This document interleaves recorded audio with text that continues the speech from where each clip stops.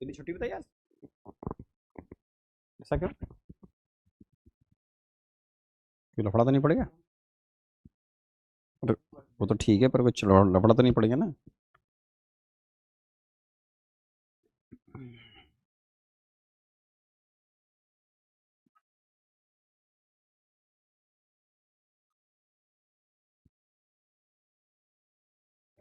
Hello बच्चों, connect नहीं हुए क्या भाई? वेट कर रहा हूँ रे मेरे बच्चों।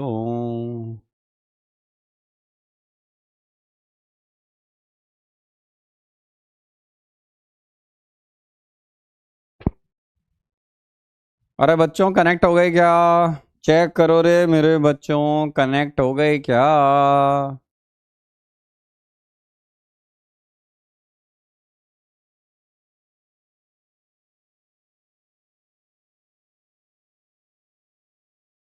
Hello hello hello.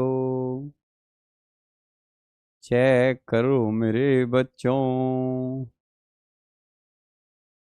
आ हा हा हा। वेरी गुड, कनेक्ट हो गए, कनेक्ट हो गए। Very good very good very good, yes sir, हो गए कनेक्ट। मैं वेट कर रहा, मैंने हो क्या रहा है यार। ठीक ठीक ठीक है, वेरी गुड, बहुत बढ़िया। ओके। आई होप कि सब लोग बढ़िया चल रहे हैं, बहुत बढ़िया। अब सुनो रे मेरे बच्चों, लास्ट क्लास में हम लिक्विड सॉल्यूशन के बारे में पढ़ रहे थे। गुरुजी प्रणाम, all homework done till something something, very good. अब क्या करना, आराम आराम से नेक्स्ट क्लास का होमवर्क। वही यारा दिलदारा।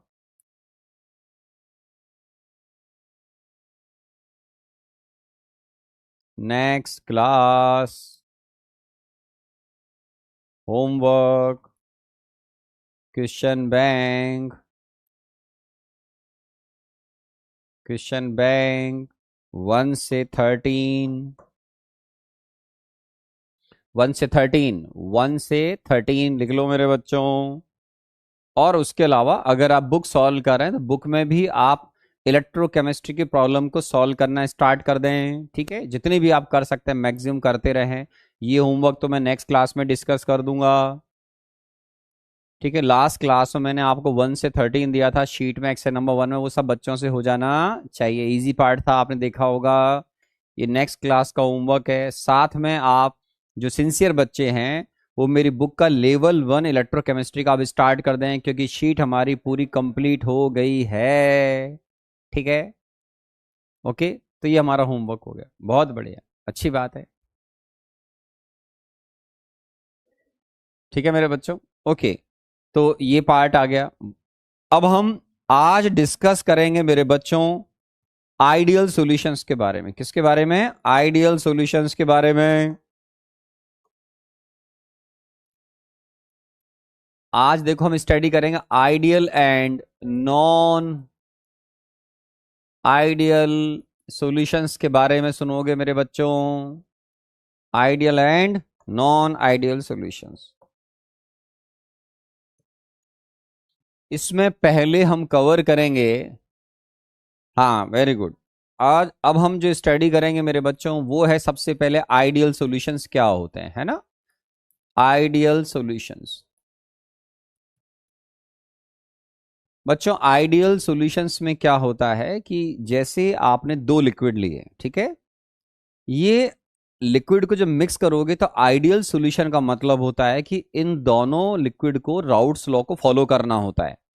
चाहे इनको मैं किसी भी कंपोजिशन में मिलाऊं, मतलब मैं दोनों जो लिक्विड हैं उनको इक्विमोलर मिलाऊं, बराबर मोल मिलाऊं मतलब, या किसी के मोल 1 लूं, किसी के 9 लूं, किसी के 2 लूं, किसी के 8 लूं, वट एवर, आप कोई भी कंपोजिशन तैयार करो सोल्यूशन का, कोई भी कम ज्यादा लो, कोई फर्क नहीं पड़ता है। किसी के 10% लो, किसी का 90 लो, किसी के 20, किसी के 80, 50, 50, कुछ भी करो आप। तो ये हमेशा राउट्स लॉ को फॉलो करते हैं मेरे बच्चों। कौन? आइडियल। ये बोर्ड के हिसाब से, जेई मेन और एडवांस तीनों के हिसाब से आपको ध्यान रखना है। आइडियल सॉल्यूशंस ये फॉलो करते हैं मेरे बच्चों, follow routes law, routes law over entire range of composition of solution. ठीक है, आप सॉल्यूशन का कोई भी कंपोजिशन लो, उसमें सॉल्यूट सॉल्वेंट का आप कोई भी पार्ट लो मेरे बच्चों, मतलब किसी भी रेशो मिलाओ उनको, किसी भी दो substance and liquid binary mixture बनाओ, किसी भी रेशो मिलाओ उन दोनों, कोई दिक्कत नहीं, वो राउट्स लॉ को फॉलो करने चाहिए। गुड इवनिंग मेरे बच्चों, गुड इवनिंग गुड इवनिंग। तो राउट्स लॉ को फॉलो करते हैं कौन? Ideal solutions. ऑब्वियसली जो नॉन आइडियल सॉल्यूशंस होंगे वो राउट्स लॉ को फॉलो नहीं करेंगे, वेरी सिंपल। तो ये तो बात अंडरस्टूड है। तो हम इनको वन बाय वन कवर कर लेंगे मेरे बच्चों। Non ideal solutions, non ideal जो सॉल्यूशंस है मेरे बच्चों, ऑब्वियसली ये आपके do not follow routes law, ये राउट्स लॉ को फॉलो नहीं करते हैं मेरे बच्चों, ठीक है ना। आप सॉल्यूशन में जब ए और बी को मिलाओगे, मान लो मेरे पास दो लिक्विड हैं, suppose we have two liquids A and we are mixing A and B, किसी भी मिक्सचर को किसी भी रेशियो बनाओ, राउट्स लॉ को फॉलो करेंगे तो आइडियल सॉल्यूशन, फॉलो नहीं करेंगे तो non ideal solution. Basic definition अगर बोर्ड के अंदर पूछी जाती है। अब इसमें आगे क्या होता है वो मैं आपको डिटेल में समझाता हूं। तो मैं पहले कवर करूंगा आइडियल सॉल्यूशन, फिर कवर करूंगा मेरे बच्चों नॉन आइडियल, जिसको हम रियल सॉल्यूशन भी बोल सकते हैं। क्या बोलते हैं? रियल सॉल्यूशन, नॉन आइडियल और रियल सॉल्यूशन, ठीक है, ठीक है, ओके। अब हम आगे बढ़ते हैं मेरे बच्चों, अब हम आगे बढ़ते हैं, ठीक है। अब हम क्या करेंगे, देखो आइडियल सॉल्यूशन आप बना रहे हो दो लिक्विड को मिलाकर जिनके नाम है ए और बी। तो आराम से देखिए, अब हम पहले कवर कर रहे हैं आइडियल सॉल्यूशन,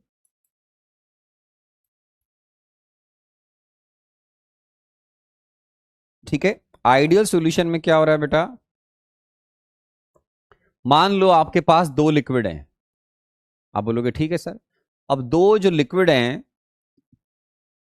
एक के अंदर प्योर ए है, एक के अंदर प्योर बी है मेरे बच्चों, आप बोलोगे ठीक है सर। सपोज करो इसके अंदर प्योर लिक्विड ए है, प्योर लिक्विड ए है, और इसमें प्योर बी है। क्या है बेटा? प्योर बी है।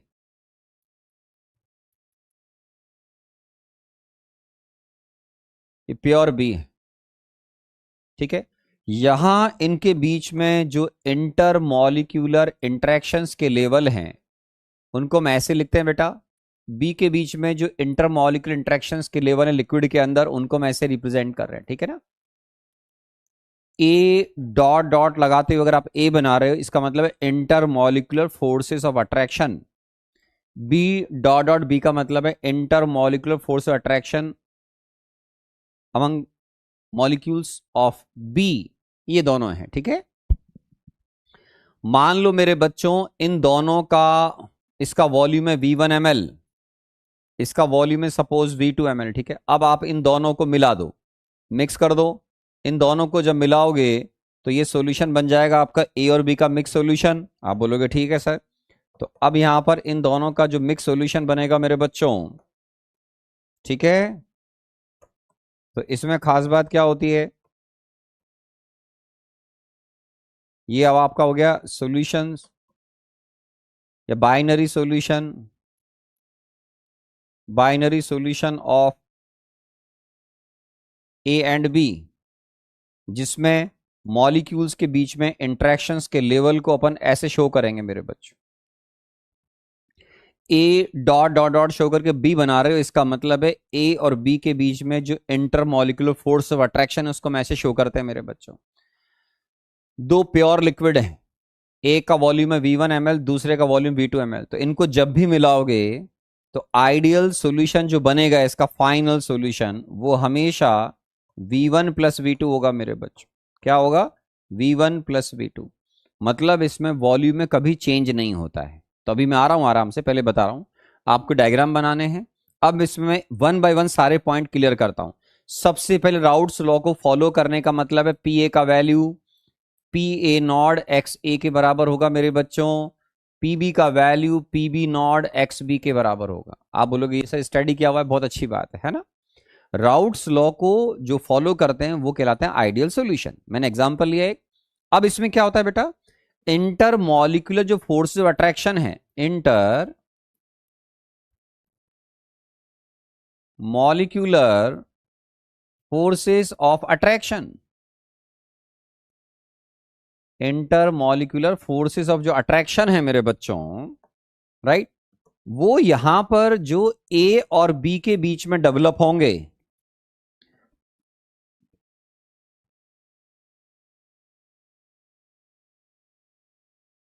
ए और बी के बीच में जो inter molecular forces of attraction होंगे वो वैसे ही होंगे जैसे प्योर लिक्विड ए और प्योर लिक्विड बी के बीच में होते हैं। मतलब जब आपके पास प्योर लिक्विड ए था मेरे बच्चों, तो इसमें ए के मॉलिक्यूल के बीच में level inter molecular force of attraction जो भी थे, प्योर बी के मॉलिक्यूल के बीच में जो भी इंटर मॉलिक्यूलर अट्रैक्शन के लेवल थे, जब इन दोनों को मिक्स कर दोगे तो यहां पर ये बाइनरी सॉल्यूशन बन गया ए और बी का। इसमें inter molecular force of attraction को हम शो करते हैं ए डॉट डॉट बी से। तो हम ऐसा बोलते हैं कि अब जो नए सॉल्यूशन में ए और बी के पार्टिकल्स के बीच में inter molecular force of attraction जो डेवलप होंगे मेरे बच्चों, वो सिमिलर होंगे जैसे प्योर लिक्विड ए और प्योर लिक्विड बी के बीच में थे। इसको बोलते हैं आइडियल सॉल्यूशन। क्या बोलते हैं बेटा? Ideal solution. और अगर inter molecular forces of attraction अगर चेंज नहीं होगा नहीं होगा तो ऑब्वियसली वॉल्यूम में चेंज क्यों आएगा बच्चों? तो यहां पर हम क्या बोलते हैं कि ऐसा होगा तो डेल्टा वी जो है आपका मिक्सिंग प्रोसेस का वो जीरो होगा। मतलब तुम जो ये मिक्सचर बना रहे हो ए और बी, डेल्टा वी थर्मोडाइनमिक्स पढ़ा हुआ है आपने मेरे बच्चों, डेल्टा वी का मतलब वॉल्यूम चेंज। तो यहां पर वॉल्यूम चेंज जीरो आएगा। फाइनल वॉल्यूम इनिशियल वॉल्यूम का मैथमेटिकल सम होगा बच्चों। मान लो इसका वॉल्यूम 300 ml है, सपोज इसका वॉल्यूम 500 ml है, 300 प्लस 500 तो ये 800 ml आपका टोटल वॉल्यूम आएगा। डेल्टा वी का मतलब होता है no change in volume. Delta V मतलब volume change in mixing process zero. Easy language में फाइनल जो वॉल्यूम आएगा या वी टोटल जो आएगा वो आपका V1 प्लस V2 के बराबर होगा। तो वॉल्यूम में कोई चेंज नहीं आता है। क्यों नहीं आता है? अरे भाई, अगर दो पार्टिकल के बीच में अट्रैक्शन का लेवल स्ट्रांग होगा तो वॉल्यूम कम ऑक्यूपाई करेंगे, अगर अट्रैक्शन का लेवल पुअर होगा थोड़ा दूर रहेंगे तो वॉल्यूम को ज्यादा ऑक्यूपाई करेंगे। तो यहां तो इंटरमॉलिक्यूलर फोर्सेस ऑफ अट्रैक्शन का लेवल ही चेंज नहीं हुआ भाई साहब। तो अगर उनका लेवल ही चेंज नहीं हुआ तो फिर वॉल्यूम में चेंज कहां से आएगा? और अगर वॉल्यूम में चेंज नहीं आया तो डेल्टा एच में भी चेंज नहीं आएगा। डेल्टा एच क्या है? इस मिक्सिंग प्रोसेस में जो एंथैल्पी में चेंज है वो जीरो माना जाएगा। क्यों? जैसे इंटरमॉलिक्यूलर इंटरेक्शंस के लेवल यहां थे वैसे ही इंटरमॉलिक्यूलर फोर्सेस ऑफ अट्रैक्शन के लेवल यहां हैं। तो यहां intermolecular force of attraction break हो गए प्योर ए और बी के बीच में मिक्स करते ही। तो ब्रेक होने में आपने थर्मोकेमिस्ट्री पढ़ा हुआ मेरे साथ में, बॉन्ड टूटते हैं तो एनर्जी की रिक्वायरमेंट होती है, बॉन्ड बनते हैं तो एनर्जी रिलीज होती है। तो यहां इंटरेक्शंस के लेवल जब टूटेंगे, ब्रेक होंगे, तो हीट उसमें एब्जॉर्ब होगी, लेकिन वही हीट यहां मिल जाएगी क्योंकि वैसे इंटरेक्शंस के लेवल डेवलप हो रहे हैं। तो हीट रिलीज और गेन तो बराबर हो गया आपका। तो हम इसको बोलते हैं कि इस प्रोसेस में डेल्टा एच जो है मिक्सिंग प्रोसेस का वो जीरो होगा मेरे बच्चों। इस केस में ना तो कोई हीट इवॉल्व होती है ना कोई हीट एब्जॉर्ब होती है, क्योंकि इंटरेक्शंस के लेवल सेम है। आप थर्मोकेमिस्ट्री पढ़ चुके हो, बॉन्ड को तोड़ने में एनर्जी देनी पड़ती है, बॉन्ड बनता है तो एनर्जी रिलीज होती है। तो यहां तो इंटरेक्शंस के लेवल ही सेम चल रहे हैं, तो इसकी वजह से यहां पर डेल्टा एच और डेल्टा वी जीरो हो जाएंगे। आपको बोर्ड के हिसाब से इसका स्पेशल ध्यान रखना है इन सारे पॉइंट्स का। मैं 2 पॉइंट एक्स्ट्रा बताता हूं क्योंकि आपने थर्मोडायनामिक्स मेरे से पढ़ा हुआ, तब कोई दिक्कत नहीं आएगी। दो लिक्विड को जब मिक्स करते हो तो उनकी मिक्सिंग अपने आप हो जाती है। आपने थर्मोकेमिस्ट्री पढ़ा हुआ है, किसी भी प्रोसेस में जो हो रहा है या हो गया या होता है जो स्पॉन्टेनियस है, जो अपने आप से हो जाता है। जैसे इस रूम में आप 2 लिक्विड लो मेरे बच्चों जो मिसिबल है, ए में बी मिलाओ, वो अपने आप मिक्स हो जाएंगे, आप टेंशन मत लो। दो गैस हैं, रूम में बैलून फोड़ दो, गैस अपने आप मिक्स हो जाएंगे, आपको कुछ नहीं करना, शांति से बैठो। तो कोई भी जो स्पॉन्टेनियस प्रोसेस होता है उसमें डेल्टा जी जो होता है वो आपका लेस देन जीरो होता है ना। तो हमारे इस केस में आप जो सुनते हैं डेल्टा जी मिक्सिंग, वो होता है मेरे बच्चों delta H mixing minus T into delta S mixing. अब इसमें क्योंकि ये जीरो है, जीरो है, और फिर आप साथ में ये भी जानते हैं कि किसी भी स्पॉन्टेनियस प्रोसेस में डेल्टा जी मिक्सिंग आपका लेस देन जीरो होना चाहिए। आप बोलोगे यस सर, और डेल्टा जी क्या होता है बेटा, delta H minus T delta S. Delta H अगर जीरो होगा तो जो भी डेल्टा जी का साइन होगा यहां माइनस आएगा बेटा, ये माइनस माइनस प्लस हो जाएगा, मतलब डेल्टा जी मिक्सिंग प्रोसेस का लेस देन जीरो है, तो डेल्टा एस जो है मिक्सिंग प्रोसेस का या इस मिक्सचर के बनने का वो ग्रेटर देन जीरो हो जाएगा। क्या हो जाएगा, ग्रेटर देन जीरो। तो ये छोटी छोटी बातें आपको एनसीईआरटी में इतना नहीं मिलेगा, तो यहां तक जरूर मिल जाएगा आपको। तो ये आपको आनी चाहिए ताकि आपसे जेई मेन में एडवांस में थ्योरेटिकल क्वेश्चन पूछें तो आप उनका आंसर कर पाए।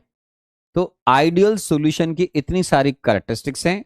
बोर्ड में आएगा तो आपको पहले ये लिखना पड़ेगा जो मैंने बोला, वो ये वाला पार्ट चलेगा, ये आपको लिखना चाहिए कि राउट्स लॉ को फॉलो करने वाले सॉल्यूशंस को हम आइडियल सॉल्यूशन बोलते हैं। दो लिक्विड को आप किसी भी कंपोजिशन में मिलाकर तैयार कर लो सॉल्यूशन, कितने भी किसी के कितने मोल्स बनाओ, वो राउट्स लॉ को फॉलो करेंगे, उसको बोलते हैं आइडियल सॉल्यूशन। तो इसको आप ध्यान रखें, याद रखिएगा, अच्छा रहता है, गुड फॉर योर हेल्थ, लिख लीजिए।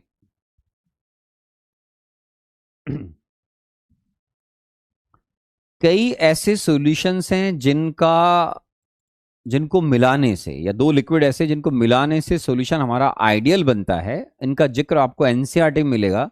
मैं बच्चों को इनफैक्ट ये बोलता हूँ कि आपको एनसीईआरटी में जो एग्जाम्पल दे रखे हों वो याद कर लीजिए आइडियल सॉल्यूशंस के लिए, ठीक है। जैसे आपने लेवल 1 सॉल्व किया होगा शीट के अंदर, तो आपने देखा होगा बेंजीन टोलुइन के वहां पे बहुत प्रॉब्लम आए थे। तो बेंजीन टोलुइन को मिक्स करने से आपका आइडियल सॉल्यूशन बनता है, ठीक है। क्या बनता है बेटा, आइडियल सॉल्यूशन बनता है। तो मैं आपको एग्जाम्पल भी लिखता हूं आइडियल सॉल्यूशन के। लिख लिया बेटा सबने, अरे लिख लिया क्या, पांडे जी ने लिख दिया है, सर लिख लिया, वेरी गुड।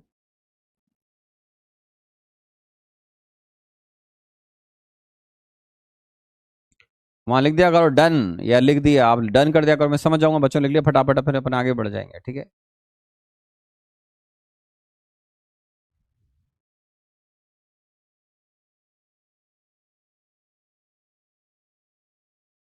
लिख लिया मेरे बच्चों, हाई नहीं कर रहे हैं यार। ओके ठीक है, यहां पे हमारे आइडियल सॉल्यूशन के कुछ एग्जाम्पल हैं जिनमें बेंजीन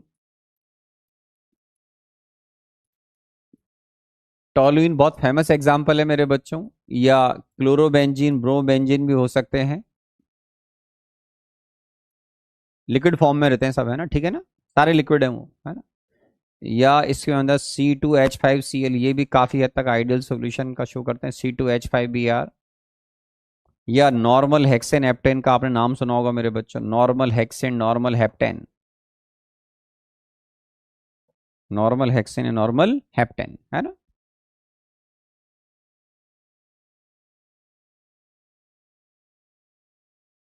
तो ये हमारे कुछ सॉल्यूशन हैं। आप शीट में जब प्रॉब्लम सॉल्व करेंगे तो हमारे सिलेबस में आइडियल सॉल्यूशन के ही न्यूमेरिकल सॉल्व करना सिलेबस में है। तो आप जो देखोगे सॉल्यूशन में जो भी लिखेंगे वो आइडियल सॉल्यूशन है, वो क्या है, आपने देखा होगा बेंजीन टोलिन के बहुत सारे प्रॉब्लम मिलेंगे आपको शीट के अंदर, तो इसका मतलब वो आइडियल सॉल्यूशन है, ठीक है। अब हम आते हैं मेरे बच्चों किसके ऊपर, नॉन आइडियल सॉल्यूशन के ऊपर। किस पर आते हैं, नॉन आइडियल सॉल्यूशन।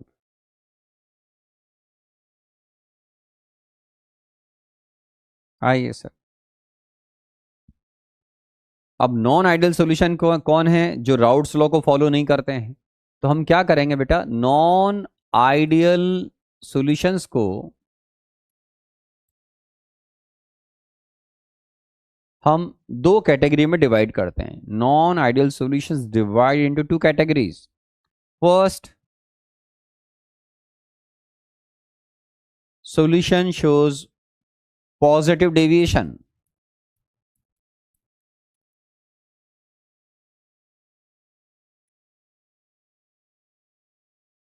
ऐसे सॉल्यूशन जो पॉजिटिव डेविएशन शो करते हैं। अब what do you mean by positive deviation वो भी सिखाऊंगा। Solutions show negative deviation.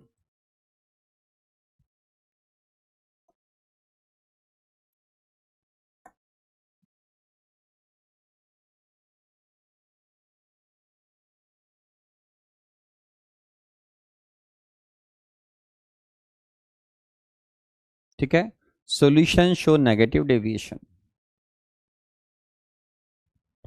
Okay, देखो भाई, अब कुछ सॉल्यूशंस ऐसे हैं जो राउट्स लॉ से डेविएशन शो करते हैं। अब इसमें दो कैटेगरी है। एक ऐसे सॉल्यूशंस जिनको हम बोलेंगे शोज पॉजिटिव डेविएशन, और कुछ नेगेटिव डेविएशन शो करते हैं। What do mean bye positive deviation? Routes law के हिसाब से जो ए और बी के वेपर प्रेशर आने चाहिए उससे यहां पर एक्सपेक्टेशन से ज्यादा वेपर प्रेशर आता है। मतलब सिस्टम का जो टोटल वेपर प्रेशर है आइडियल सॉल्यूशन के कंपैरिजन में जो होना चाहिए उससे ज्यादा होता है, और यहां पर वेपर प्रेशर आपका कम आएगा। सिस्टम का जो वेपर प्रेशर है वो उन प्योर लिक्विड के वेपर प्रेशर से कम आएगा। टोटल वेपर प्रेशर यहां पर आइडियल सॉल्यूशन के कंपैरिजन में कम, यहां ज्यादा आएगा। अब इसको शो कैसे करते हैं वो मैंने पहले लिखा दिया कि नॉन आइडियल सॉल्यूशन वो हैं जो राउट्स लॉ को फॉलो नहीं करते हैं। आप बोलोगे हाँ सर बात तो सही, फॉलो नहीं करते हैं, तो उनको दो कैटेगरी में डिवाइड कर दिया, वो भी अपन ने देख लिया। अब इसमें यहां जो आप देख रहे हैं उसके हिसाब से जब ये राउट्स लॉ को फॉलो नहीं करेंगे तो पी ए का value P A naught X से ज्यादा आएगा, और पी बी का value P B naught X B से ज्यादा आएगा मेरे बच्चों। ठीक है, और यहां पर क्या होगा, यहां पर उल्टा लिखो, P A less than P A naught X A और P B less than P B naught X B.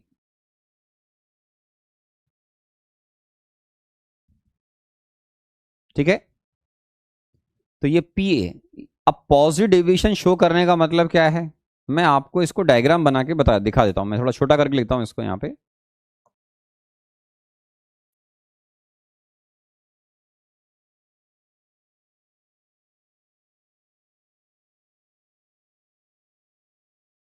ठीक है, अब इसमें क्या दो तरह के ग्राफ बनते हैं मेरे बच्चों, जैसे आपने सीखा हुआ हिसाब से बता रहा हूं। एक केस में क्या होता है, यहां पर आपने जो आइडियल सॉल्यूशन के ग्राफ बनाए थे, यहां मोल फ्रैक्शन अगर आपको याद रहेगा कुछ चीजें आ जाएंगी समझ में, यहां वेपर प्रेशर, और आपने आइडियल सॉल्यूशन जब ग्राफ बनाए थे तो आपको याद आएगा हमारा यहां पर एक्स ए 0 था, यहां एक्स ए 1, या एक्स भी इधर 1, और यहां एक्स बी 0। आप बोलोगे याद आ गया सर। और आप याद करो आपने आइडियल सॉल्यूशन ग्राफ कुछ ऐसे बनाए होंगे, एक लाइन आपने ये बनाई होगी, एक लाइन आपने ये बनाई होगी, और एक लाइन आपने ये बनाई होगी।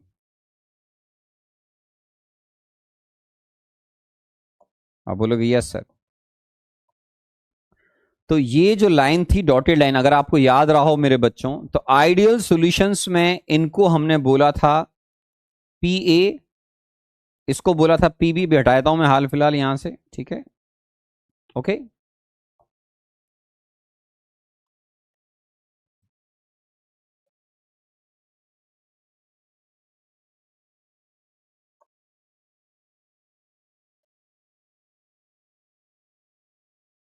हमारे पास जो राउट्स लॉ को फॉलो नहीं करते हैं, जिनको हम बोलते हैं सॉल्यूशंस ऑफ पॉजिटिव डेविएशन, आपने अगर रिवीजन करा होगा मेरे बच्चों तो ये लाइन पीबी को रिप्रेजेंट करती थी आइडियल सॉल्यूशन में। तो इस लाइन से ये लाइन को ऊपर रखना। आप इधर देखेंगे तो ये लाइन पी ए को रिप्रेजेंट करती थी, इसको भी डॉटेड लाइन से ऊपर बनाना। ठीक है, और मैथमेटिकली इन दोनों का येलो और ऑरेंज लाइन का सम आपका total vapour pressure of system को रिप्रेजेंट करेगा। जो बच्चे भूल गए उनको याद दिला दूं, ये लाइन हमारे आइडियल सॉल्यूशन के वेपर प्रेशर की लाइन को रिप्रेजेंट करती थी। कौन सी लाइन? ये line vapour pressure of ideal solution को रिप्रेजेंट करती थी।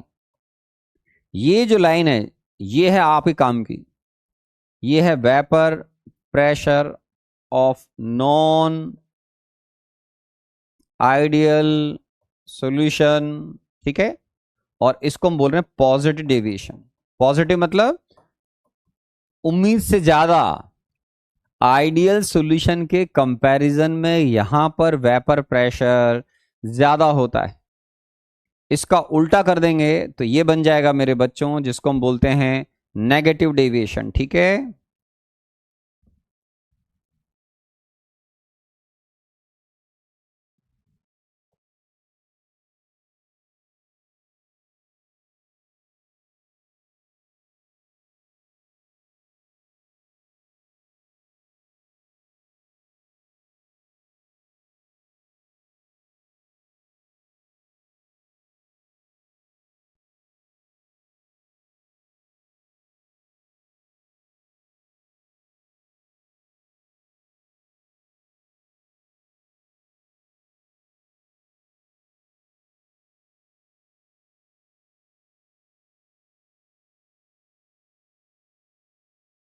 ठीक है,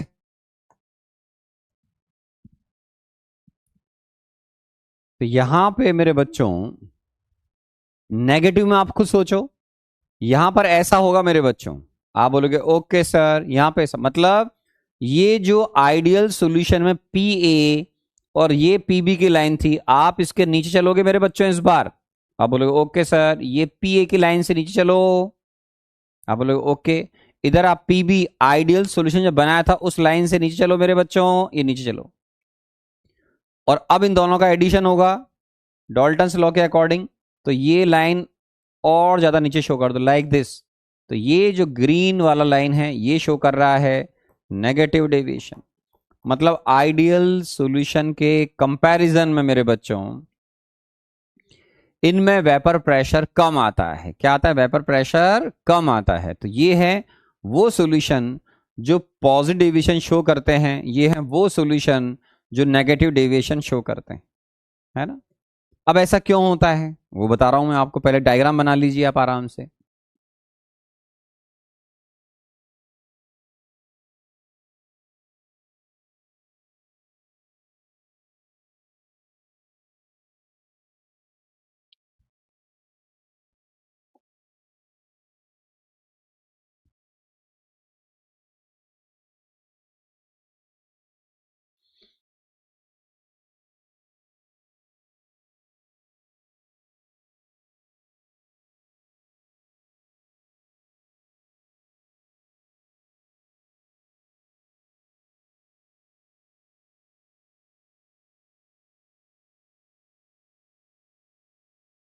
हमारे एक दोस्त ने बना लिया है भाई, बाकी लोगों ने बना लिया? पांडे जी ने बना लिया है।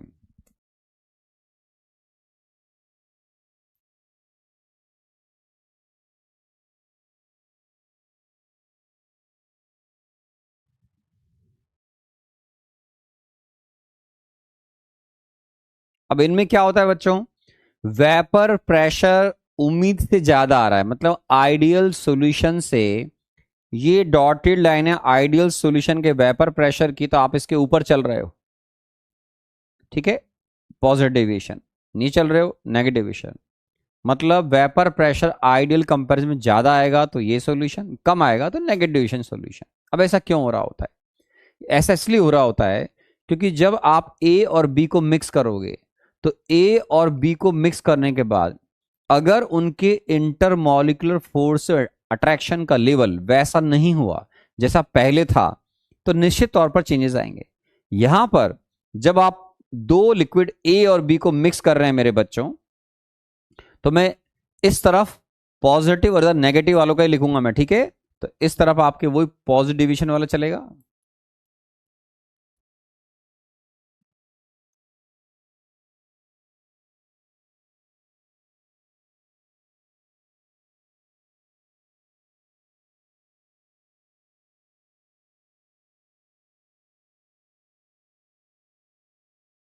ठीक है, तो यहां पे क्या होता है बच्चों इस केस में कि ए और बी के बीच में जो इंटरेक्शंस के लेवल डेवलप होते हैं वो प्योर ए और प्योर बी के कंपैरिजन में वीक होते हैं मेरे बच्चों।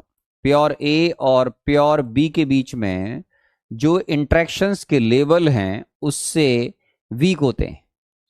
अब क्या होता है, अगर ए और बी जो नया बाइनरी सॉल्यूशन बना, पहले एक बीकर में प्योर ए था, दूसरे बीकर में प्योर बी था, दोनों को मिलाया, वो बन गया binary liquid mixture of A and B. इस लिक्विड सॉल्यूशन में जो ए और बी के बीच में ए और बी का बना है, उसमें ए और बी के बीच में जो इंटरेक्शंस के लेवल है वो वीक डेवलप हो रहे हैं। वीक डेवलप होंगे तो क्या होता है, पार्टिकल एक दूसरे के इफेक्ट में कम है। अट्रैक्शन का लेवल अगर ज्यादा होता है तो पार्टिकल इजीली एल से जी में नहीं जाएगा। यहां तो अट्रैक्शन का लेवल पुअर हो गया तो पार्टिकल इजीली एल से जी में जा सकता है, क्योंकि पार्टिकल एक दूसरे को होल्ड स्ट्रांग तरीके से नहीं रखते हैं इसमें।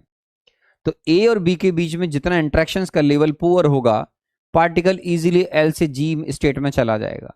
तो यहां पर वेपर प्रेशर इसीलिए आइडियल के कंपैरिजन में ज्यादा हो जाता है, क्योंकि जो नया सॉल्यूशन बना है ए और बी को मिलाने से, प्योर ए और बी को, वो जो सॉल्यूशन बना है उसके अंदर ए और बी के बीच में इंटरेक्शन का लेवल पुअर साइड पे हो गया।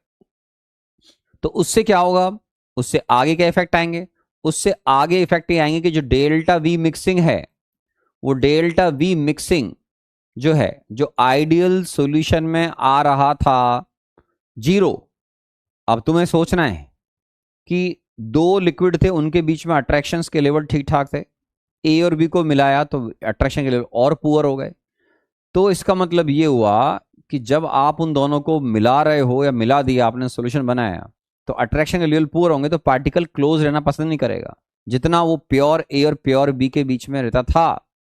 तो इसका मतलब सर ये हुआ कि पार्टिकल अगर स्ट्रांगली अट्रैक्ट नहीं कर रहे हैं, पहले के कंपैरिजन में उल्टा और वीक हो गया है, तो पार्टिकल क्लोज रहना पसंद नहीं करेगा। तो इसका मतलब वॉल्यूम में कुछ चेंज आएगा, वॉल्यूम बढ़ेगा। तो इसको बोलते हैं डेल्टा वी मिक्सिंग। इस मिक्सचर के लिए डेल्टा वी का मतलब है वॉल्यूम चेंज। यहां वॉल्यूम में चेंज आएगा और पॉजिटिव आएगा। डेल्टा वी थर्मोडायनेमिक्स पढ़ चुके हो, डेल्टा का मतलब चेंज। चेंज हमेशा लेते हैं थर्मोडायनेमिक्स में फाइनल माइनस इनिशियल। तो डेल्टा वी मिक्सिंग का मतलब है कि फाइनल जो वॉल्यूम है मेरे बच्चों, वो दोनों के इंडिविजुअल बॉइलिंग पॉइंट, सॉरी, दोनों के इंडिविजुअल वॉल्यूम से ज्यादा आएगा। क्या मतलब है इसका, सुनो। अगर मैं ए और बी को मिलाऊंगा तो ये देखो मेरे बच्चों, ए और बी को मिलाओगे तो आइडियल सॉल्यूशन में तो डेल्टा वी V1 V2 के बराबर आएगा। ये फाइनल वॉल्यूम ऐसे बोल लो, V1 V2 के बराबर आएगा, डेल्टा वी 0 आएगा। यहां ऐसा नहीं होगा। अब यहां पर इसमें वॉल्यूम में स्लाइडली एक्सपेंशन आएगा। जैसे मान लो आपके पास ए का वॉल्यूम है 500 ml और बी का वॉल्यूम है 700 ml। अगर 5 और 700 को मिलाओगे तो ये बनेगा 1200 ml। ये आइडियल सॉल्यूशन है। अगर दोनों को ऐड करने से वॉल्यूम में कोई चेंज नहीं आया, V1 प्लस V2 का सम हो गया 500 700 1200 ml, तो ये सॉल्यूशन आइडियल है। लेकिन आप बात कर रहे हैं ऐसे सॉल्यूशन की जो पॉजिटिव डिवीजन शो करता है, तो उसमें वॉल्यूम फाइनल ज्यादा आएगा। उसमें 1200 से 1201 2 ऐसे आएगा। तो यहां जो वॉल्यूम है V फाइनल, राइट, वो फाइनल वॉल्यूम जो है आपका V1 और V2 के सम से ज्यादा आता है। तो इसको बोलते हैं वॉल्यूम में चेंज आएगा सर, स्लाइडली एक्सपेंशन होगा इजी लैंग्वेज में, राइट। और इस सिचुएशन में डेल्टा एच जो है मिक्सिंग प्रोसेस का, वो भी ग्रेटर देन 0 आएगा। सोचिए ऐसा क्यों होता है कि डेल्टा एच मिक्सिंग इस प्रोसेस में ग्रेटर देन 0 आ रहा है। तो आपने थर्मोकेमिस्ट्री पढ़ा हुआ है, हिंट में दे रहा हूं। बॉन्ड को तोड़ने में एनर्जी लगती है, या बॉन्ड तोड़ोगे तो एनर्जी देनी पड़ती है। बॉन्ड बनेंगे तो एनर्जी रिलीज होगी। तो यहां पर बॉन्ड तो है नहीं, जैसे आप सिंगल डबल ट्रिपल बॉन्ड पढ़ते हो, उनसे रिलेटिवली काफी वीक इंट्रैक्शंस हैं। तो यहां जो इंटरमॉलिक्यूलर फोर्स ऑफ अट्रैक्शन है, जो नए डेवलप हो रहे हैं ए और बी के बीच में, वो वीक डेवलप हो रहे हैं। तो हो क्या रहा है बेटा, प्योर ए और प्योर बी के बीच में जब intermolecular force of attraction break होंगे तो कुछ एनर्जी लगेगी। अब मिलेगी कहां से, ए और बी के बीच में अट्रैक्शन डेवलप होने से। तो स्ट्रॉन्ग अट्रैक्शंस टूटे, स्ट्रॉन्ग अट्रैक्टिव फोर्सेज जो थे वो ब्रेक हुए, तो एनर्जी लग गई ज्यादा। वीक डेवलप हो रहे हैं, एनर्जी रिलीज हुई कम, तो आप समझदार हैं, एनर्जी लग गई ज्यादा, रिलीज हुई कम, तो नेट प्रोसेस आपका एंडोथर्मिक हो गया। थर्मोकेमिस्ट्री पढ़ के आ रहे हो। तो delta H mixing greater than zero का मतलब है ये प्रोसेस कौन सा हो गया? एंडोथर्मिक। क्या हो गया? एंडोथर्मिक हो गया। तो डेल्टा एच मिक्सिंग इस केस में क्या आता है? ग्रेटर देन जीरो आता है। इसी का एग्जैक्टली exactly आपको रिवर्स करना है मेरे बच्चों। एक को याद कर लो, दूसरा रिवर्स हो जाएगा। क्या? नेगेटिव डेविएशन में ए और बी के बीच में इंटरमॉलिक्यूलर फोर्स और अट्रैक्शन पहले से ज्यादा स्ट्रांग हो जाएंगे मेरे बच्चे, ज्यादा स्ट्रांग हो जाएंगे। तो उससे क्या होगा? पार्टिकल इजीली एल से जी में नहीं जाएगा। तो पार्टिकल एल मतलब लिक्विड स्टेट से वेपर स्टेट में इजीली नहीं जाएगा, तो इसीलिए वेपर प्रेशर कम आता है। तो यहां पर आपके पास delta V mixing less than zero मतलब स्लाइडली कॉन्ट्रैक्शन आएगा। Delta H mixing less than zero मतलब ये एक्सोथर्मिक प्रोसेस।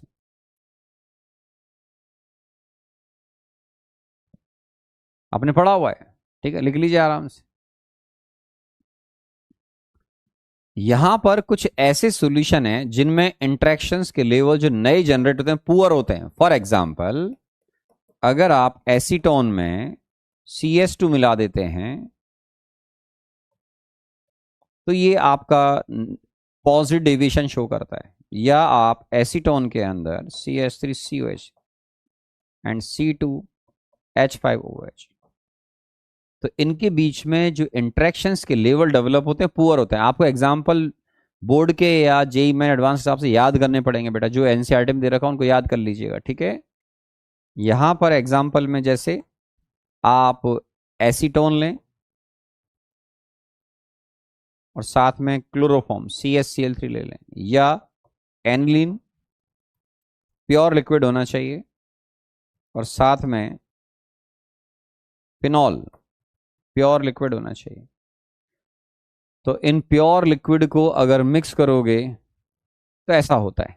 अब इन केसेस में कभी कभी क्या होता है मेरे बच्चों, आपने इनऑर्गेनिक में पढ़ा होगा, normal intermolecular forces of attraction से बेटर बॉन्ड होते हैं आपके, हाइड्रोजन बॉन्ड बेटर बॉन्ड होता है, हाइड्रोजन बॉन्ड।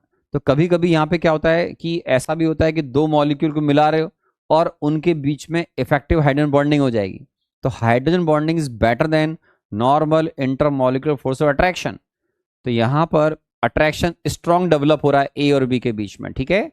तो जैसे क्लोरोफॉर्म एसीटोन, आप ऑर्गेनिक केमिस्ट्री पढ़ते हो, तो क्लोरोफॉर्म और एसीटोन के बीच में हाइड्रोजन बॉन्डिंग आती है मेरे बच्चों। ये CH3, ये CH3, ये आपको एनसीईआरटी की बुक के अंदर भी मिल जाएगा बेटा।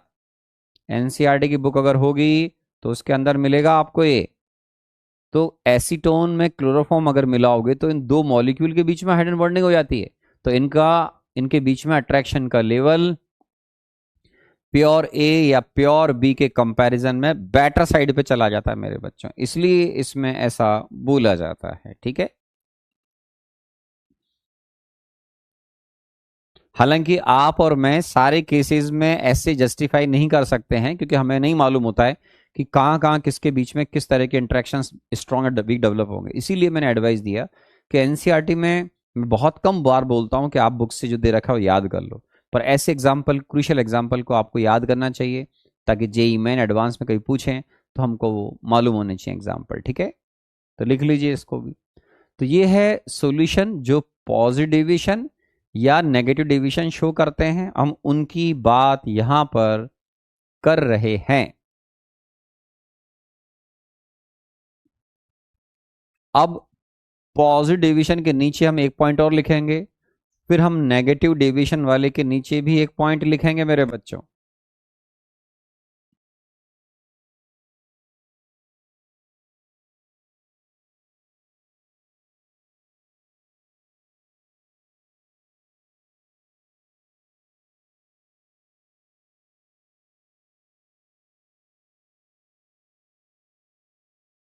लिख लिया मेरे बच्चों? आप बोलोगे यस सर।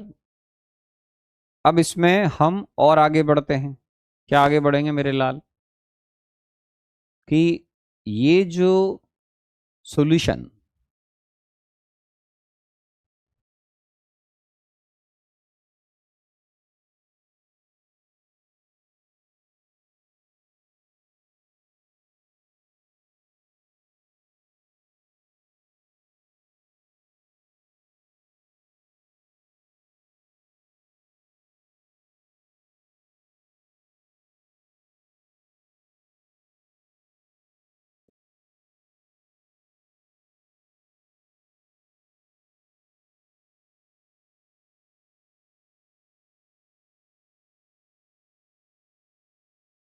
ऐसे सॉल्यूशंस जो राउट्स लॉ से पॉजिटिव डेविएशन शो करते हैं वो मेरे बच्चों बनाते हैं मिनिमम बॉइलिंग एजोट्रोप। ये वर्ड को थोड़ा ध्यान रखना है।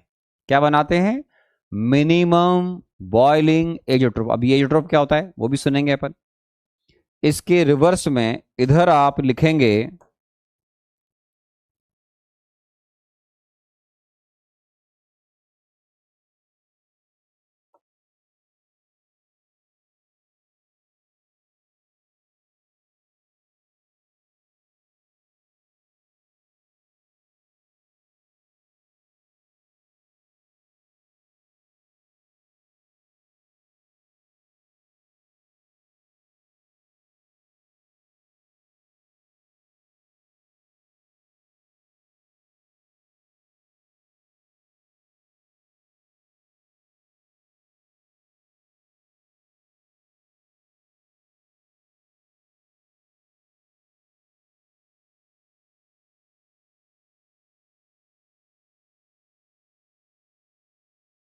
एनसीईआरटी। आप बोर्ड का एग्जाम देंगे, बोर्ड पास भी करना है आपको, तो अपने को ये ध्यान रखना है कि ये जो पॉइंट लिखे हुए हैं दोनों याद होने चाहिए। जेई एडवांस हो चाहे जेई मैन हो, बोर्ड हो, ऐसे सॉल्यूशन जो राउट्स लॉ से लार्जर नेगेटिव डेविएशन शो करते हैं वो बनाते हैं मेरे बच्चों मैक्सिमम बॉइलिंग एजोट्रोप। और इधर क्या लिखा बेटा? जो पॉजिटिव डेविएशन शो करेंगे वो बनाएंगे मिनिमम बॉइलिंग एजोट्रोप। तो बड़ा इंटरेस्टिंग एक वर्ड आ रहा है एजोट्रोप, जो आप इंजीनियरिंग के अंदर जब आप मैकेनिकल केमिकल्स इंजीनियरिंग करेंगे तो शायद आपको पढ़ने का इनको मौका मिलना चाहिए आईआईटी के अंदर। ठीक है, अब सवाल उठता है कि सर ये एजोट्रोप क्या होता है। तो पहले हमने एक टेबल बना ली हमारी, किसकी? Solution shows larger positive deviation और सॉल्यूशन शोज जो भी नेगेटिव डेविएशन वाले बनाए अपन ने। हमने यहां पर टेबल बनाई थी पूरी फर्स्ट क्लास। तो जेई मैन हो चाहे एडवांस हो चाहे बोर्ड हो, ये अपने को आना चाहिए। डायग्राम बनाना, राउट्स लॉ को फॉलो नहीं करते हैं तो क्या होता है? इंडिविजुअल लिक्विड के प्रेशर ज्यादा होते हैं, यहां पर कम होते हैं। ठीक है, फिर उसके अलावा और कैरेक्टरिस्टिक्स क्या है विद एग्जांपल, ये हो गया। याद होना चाहिए भाई साहब। समझा भी दिया, याद भी करिए। अब ये दो चीजें और हो गई, इन पॉइंट्स को याद रखना है अपने को, क्योंकि थियोरेटिकल क्वेश्चन भी कई बार आते हैं। हमारे लिक्विड सॉल्यूशन में थ्योरी है, ऐसी बात नहीं, काफी सिग्निफिकेंट है। ऐसे ही थ्योरी, सरफेस केमिस्ट्री तो पूरा ही थ्योरेटिकल चैप्टर 95 या 90% थ्योरेटिकल ही है, तो कई जगह थ्योरी बहुत ज्यादा होती है। अब यहां पर सवाल उठता है कि सर एजोट्रोप क्या है? एजोट्रोप, तो आराम सुने।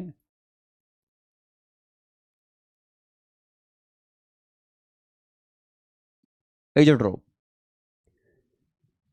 एजोट्रोप हमारे इंजीनियर्स के लिए बड़ा सरदर्द होता है प्लांट के अंदर। एजोट्रोप सही मायनों में बाइनरी मिक्सचर होता है जो दो सब्सटेंसेस के बीच में एक डेफिनेट कंपोजिशन पर बनता है। एंड वेरी अनफॉर्चुनेटली, मैं प्लांट के हिसाब से बात कर रहा हूं, यहां पर y और x एक पॉइंट पर मर्ज हो जाते हैं। वो मैं डायग्राम बनाऊंगा बाद में, आराम से पेशेंस रखिएगा। x और y की लाइन कर्व कभी मिलते नहीं है। अगर आपने आइडियल सॉल्यूशन पढ़ा होगा मेरे बच्चों, तो आइडियल सॉल्यूशन में हमने ऐसे एक डायग्राम देखा था, आपको याद आ जाएगा। तो हमारे लिए हमने डायग्राम देखे हुए हैं। मैंने क्लास में ये कहा था कि ये आइडियल सॉल्यूशन का डायग्राम है, इससे आपको x मिलता है, इससे आपको y मिलता है। आप बोलोगे यस सर। कभी भी लिक्विड कंपोजिशन लाइन x वाली और वेपर कंपोजिशन कर्व y वाला जो कर्व है, ये आपस में एक दूसरे से कहीं मिल नहीं रहे हैं। जब भी सॉल्यूशन होगा इन दोनों के लाइन कर्व कहीं मैच नहीं करेंगे। यहां पर सॉल्यूशन है ही नहीं, यहाँ प्योर ए है या प्योर बी है।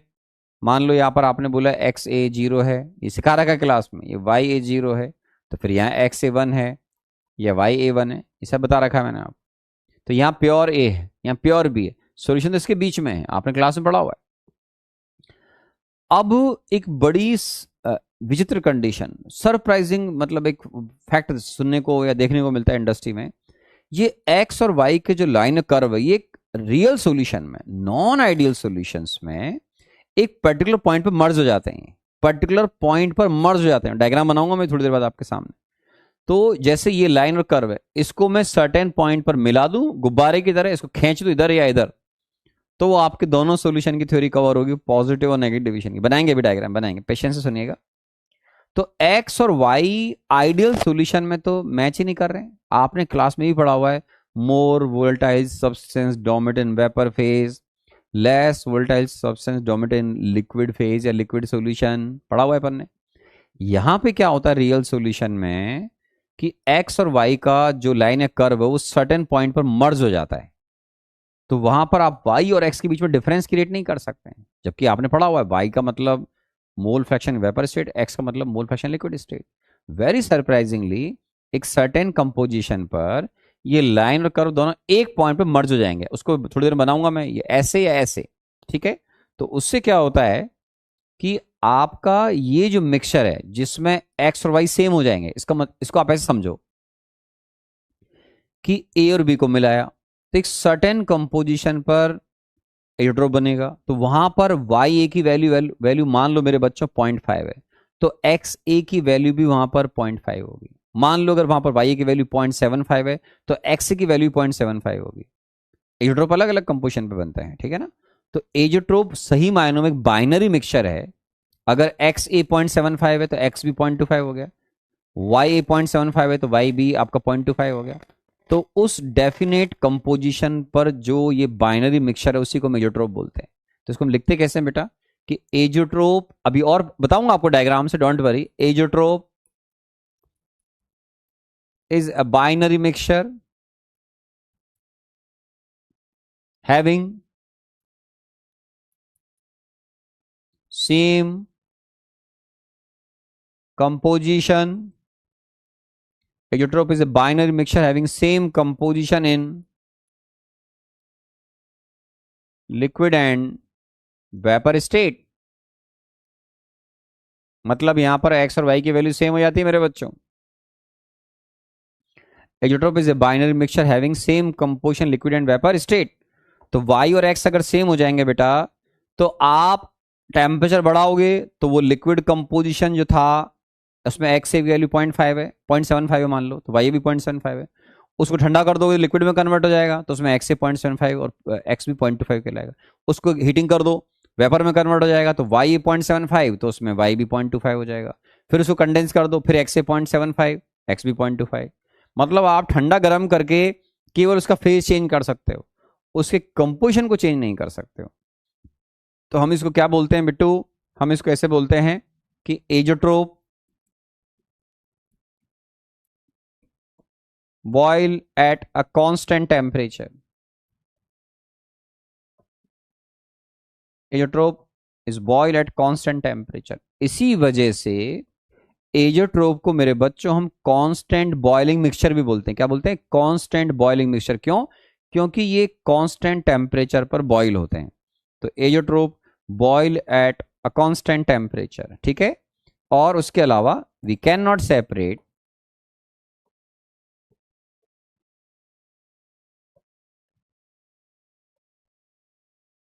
एजोट्रोप into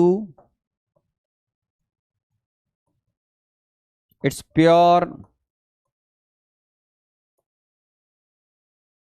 constituent liquid या substances by simple या simple, जिसको फ्रैक्शनल डिस्टिलेशन भी बोलते हैं कई बार, by simple distillation। आप सिंपल डिस्टिलेशन से कभी भी इस तरह के बाइनरी मिक्सचर को जिसका नाम एजोट्रोप है, उसको उसके प्योर लिक्विड्स में कन्वर्ट नहीं कर सकते हैं। जैसे मैं बता रहा हूं आपको, एग्जांपल लूंगा, वाटर और अल्कोहल है। इनको मिलाने से एक डेफिनेट कंपोजिशन पर एयरड्रॉप बन जाता है।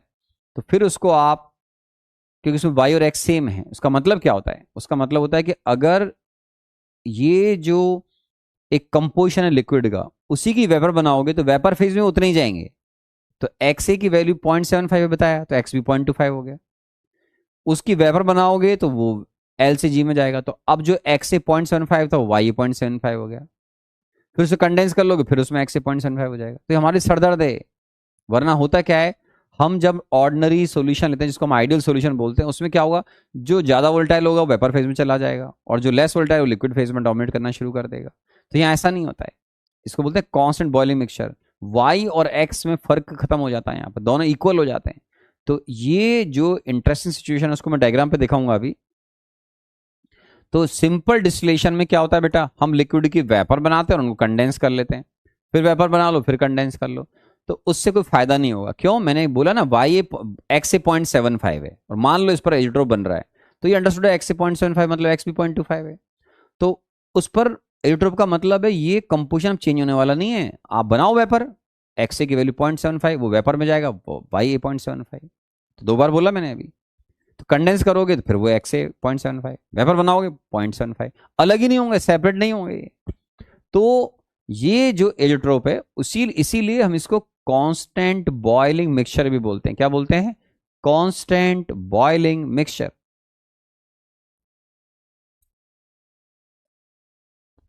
ओके। अब इसकी भी एक अलग रामायण है। इसको अगर हम आइडियल सॉल्यूशन से कंपैरिजन करके देखें तो कैसे y और x एक पॉइंट पर मर्ज हो रहे होते हैं, डायग्राम कैसा बनता है, या what do mean by minimum boiling azeotrope, या what do mean by maximum boiling azeotrope, अगर उस पर मैं बात करूं तो वो आपको डायग्राम पे भी दिखाता हूं मैं। तो पहले मैं आइडियल सॉल्यूशन के ग्राफ बनाऊंगा, फिर उनके कंपैरिजन में पॉजिटिव और नेगेटिव के सॉल्यूशन के ग्राफ बनाऊंगा। ठीक है? तो देखो, तुमने पहले आइडियल सॉल्यूशन के दो ग्राफ पढ़े हुए मेरे बच्चों, ठीक है ना? ये जेई एडवांस में इंटरेस्ट रखने वाले बच्चों के लिए है। ठीक है? जेई मैन के हिसाब से तो हो गया काम, अपना अपन ने पढ़ लिया वैसे ही, है ना? और सुने, आपने दो सॉल्यूशन के बारे में ऐसा आइडियल सॉल्यूशन में ग्राफ बनाया होगा। कौन सा वाला बिट्टू? जो भी मैं बना रहा हूं मैं।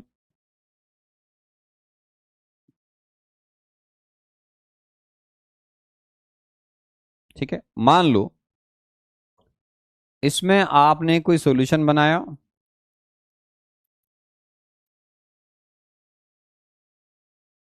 ओ सॉरी, ये तो डायग्राम तो बन गया ना यार।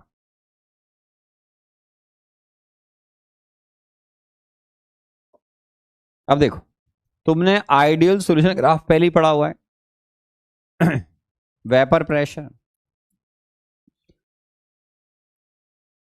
कांस्टेंट टेम्परेचर, दो अलग अलग प्रोसेस पे बात करूंगा। कांस्टेंट प्रेशर, ठीक है? ये नॉलेज के लिए रखिए आपने संभाल कर। इस पर बेस क्वेश्चन तो आपको कैसे करते हैं बता दिया पहले, थ्योरी को थोड़ा सा बस एक्स्ट्रा नॉलेज के लिए रखिए एडवांस के हिसाब से। अब इसमें क्या होता है बेटा, यहां पर ही चलेगा बॉइलिंग पॉइंट,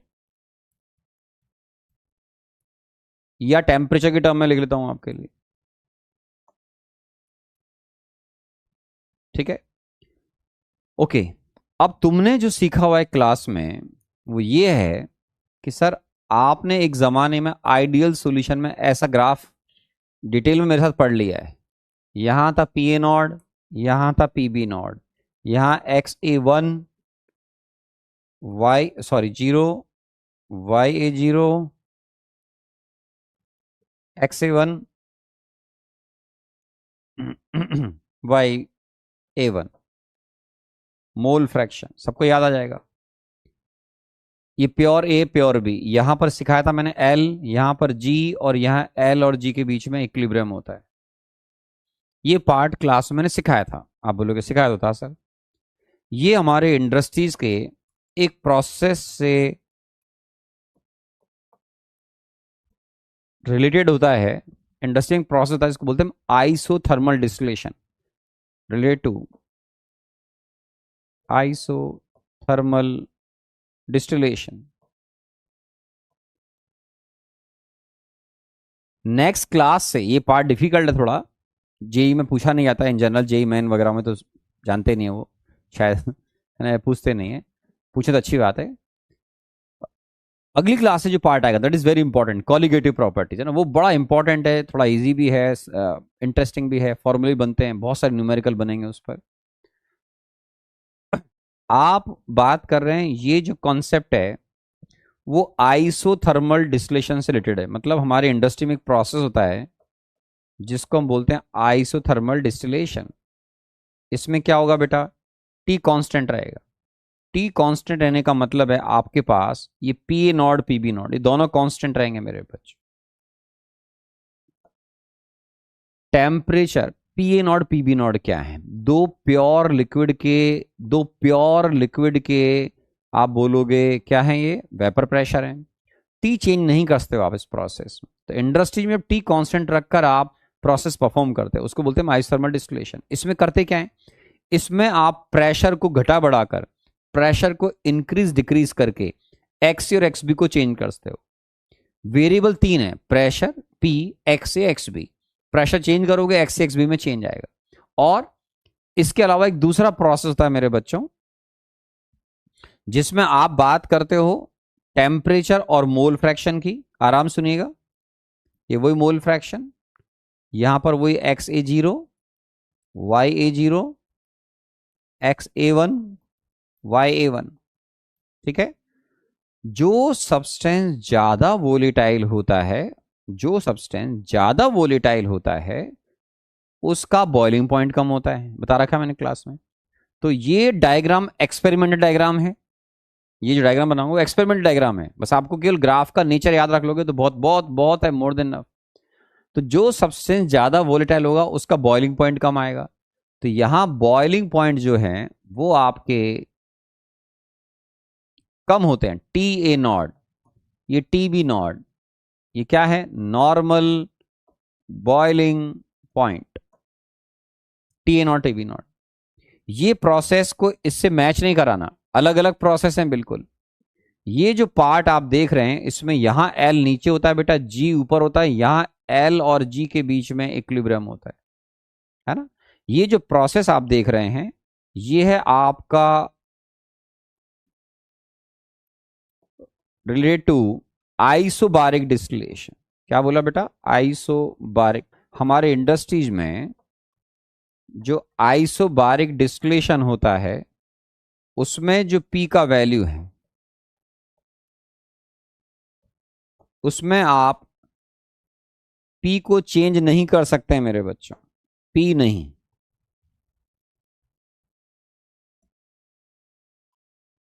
इस बार इसमें ये कांस्टेंट रहेगा,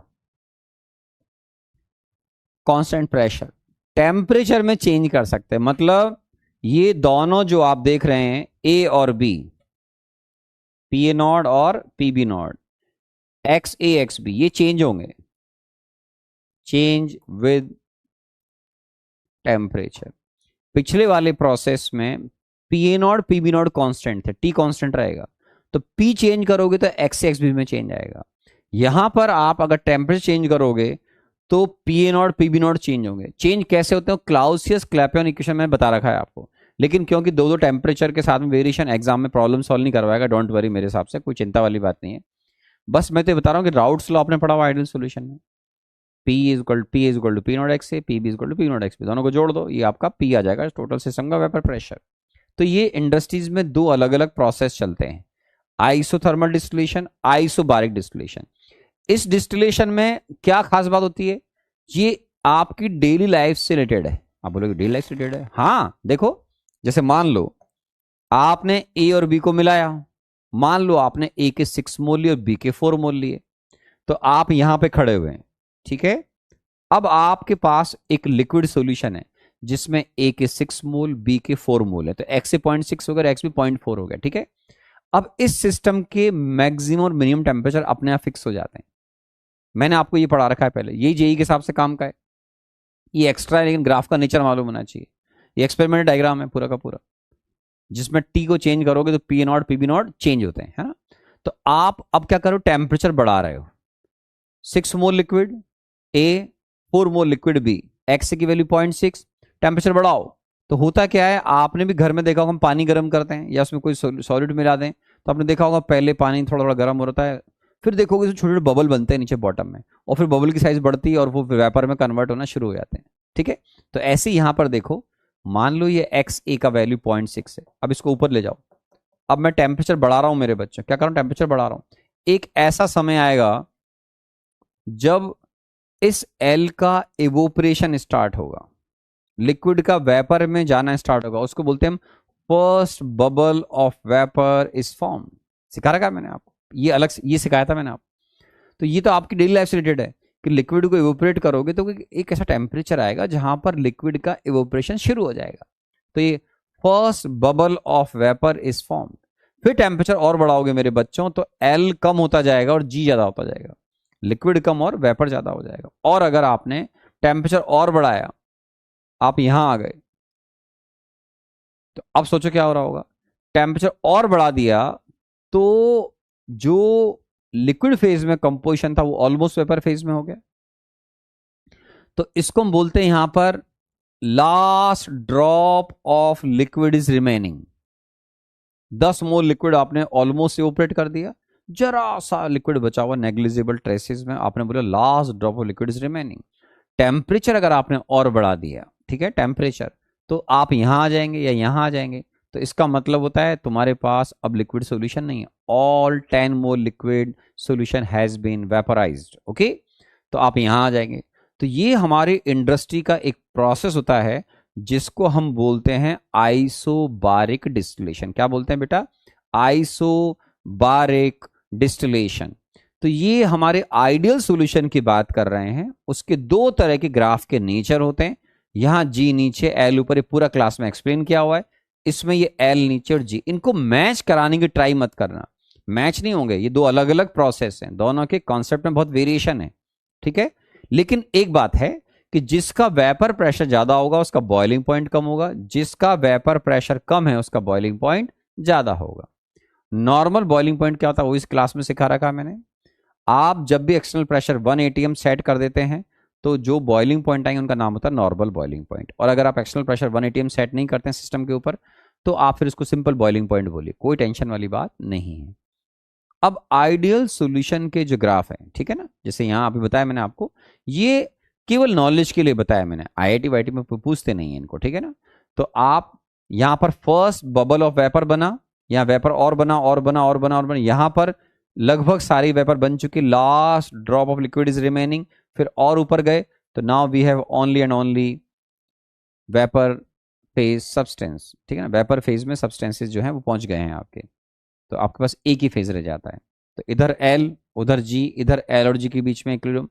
तो इन दोनों को देखने के बाद ही हम नॉन आइडियल सॉल्यूशन के डायग्राम को बना सकते हैं। किसके डायग्राम को बना सकते हैं, नॉन आइडियल सॉल्यूशन के डायग्राम वो तभी दिखते हैं या बना पाओगे जब आपको पहले आइडियल की नॉलेज हो। तो आइडियल सॉल्यूशन के डायग्राम दो ऐसे बनते हैं, एक कांस्टेंट टेम्परेचर पर और एक कांस्टेंट प्रेशर पर। ठीक है, अब मेरे पास अगर मैं आइडियल की जगह नॉन आइडियल सॉल्यूशन ले रहा हूं तो पहले मैं बात करूंगा वो सॉल्यूशन जो राउट्स लॉ से पॉजिटिव डेविएशन शो करता है।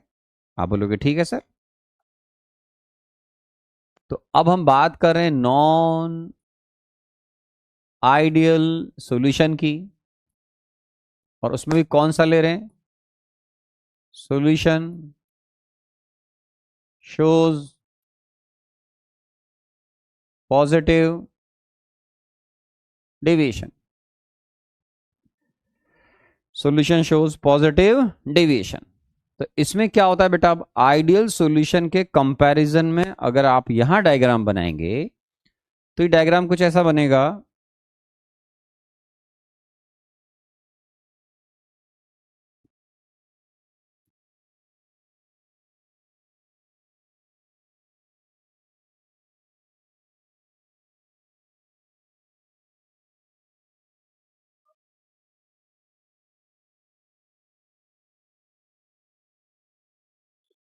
इसका जो एक ड्रफ डायग्राम बनता है वो आपको फूल पत्ते की तरह नजर आएगा, लगभग लगभग ही कुछ ऐसा बनेगा मेरे बच्चे। Very interesting. यहां पर आपका vapour pressure pure P, pure A है, यहां प्योर बी है, ठीक है। ये जहां पर आप सिस्टम का वेपर प्रेशर मैक्सिमम देख रहे हैं, ठीक है, जैसा मैंने सिखाया था उसके हिसाब से, यहां जी है, यहां एल है, यहां एल और जी के बीच में इक्विलिब्रियम है, यहां भी एल और जी के बीच में इक्विलिब्रियम है।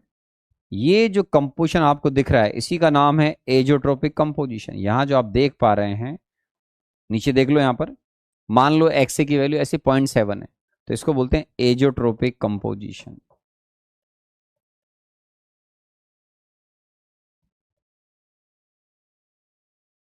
इस पॉइंट पर गौर से देखने वाली बात ये होती है, या दिख ही रहा है आराम से, कि एल और जी का जो लाइन कर्व है वो एक पर्टिकुलर पॉइंट पर मर्ज हो जाता है मेरे बच्चों। और जहां मर्ज होगा वहां सिस्टम का vapour pressure pure liquid A और प्योर लिक्विड बी के वेपर प्रेशर से ज्यादा होता है, ज्यादा होता है, ठीक है। और इसी सॉल्यूशन जो पॉजिटिव डिविजन शो कर रहा है, वेपर प्रेशर उम्मीद से ज्यादा मिल रहा है, उम्मीद का मतलब है आइडियल सॉल्यूशन के कंपैरिजन में यहां पे वेपर प्रेशर ज्यादा आता है।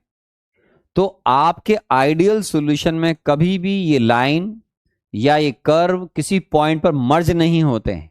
आपने सीखा हुआ है क्लास में कि वाई और एक्स अलग अलग चलते हैं, जो सबसे ज्यादा वोल्टाइल होगा वो वेपर फेज में डोमिनेट करता है। क्लास में 2-3 बार पढ़ चुके हो। लेस वोल्टाइल लिक्विड फेज में डोमिनेट करता है। अगर हम लिक्विड की वेपर बनाएं, फिर वेपर को कंडेंस करें, फिर वेपर बनाएं, फिर कंडेंस करें, तो ऐसा करने से जितना आप आगे बढ़ोगे मोर वोल्टाइल सब्सटेंस आपका वेपर फेज में आता जाएगा। यहां एक्स और वाई एक सर्टेन पॉइंट पर मर्ज हो जाते हैं। ये जो लाइन थी आपने पढ़ा हुआ मेरे साथ में, ये एक्स की लाइन थी, ये वाई कर्व की लाइन थी, वाई की लाइन थी, यहां ये वाई की लाइन है, वो एक्स की लाइन है, ठीक है ना। तो यहां पर आप जो बात करते हैं, ये एक्स और वाई की लाइन एक सर्टेन पॉइंट पर जहां पर ये मर्ज हो रही है उसकी कंपोजिशन को नीचे देखो, उसको बोलते हैं एजोट्रोपिक कंपोजिशन, ठीक है। तो वेपर प्रेशर उम्मीद से इसमें ज्यादा आएगा, मतलब उम्मीद का मतलब आइडियल सॉल्यूशन मानते हुए अगर आप वेपर प्रेशर नोट करते हैं तो उससे कहीं ज्यादा आएगा। तो बॉइलिंग पॉइंट अब ऐसे सिस्टम का जो है वो आपका काफी कम आता है, मतलब दोनों के, दोनों प्योर लिक्विड के इंडिविजुअल बॉइलिंग पॉइंट से यहां पर बॉइलिंग पॉइंट कम आता है। वो कौन सा ग्राफ बनेगा बेटा? वो बनेगा जिसकी हम बात कर रहे थे कि सर आप अभी एक प्रोसेस ले रहे थे, आइसोथर्मल लेके ले रहे थे आइसोबारिक। अब ये यहां पे टेम्परेचर कांस्टेंट था, कांस्टेंट टेम्परेचर, प्रेशर यहां पर प्रेशर कांस्टेंट है,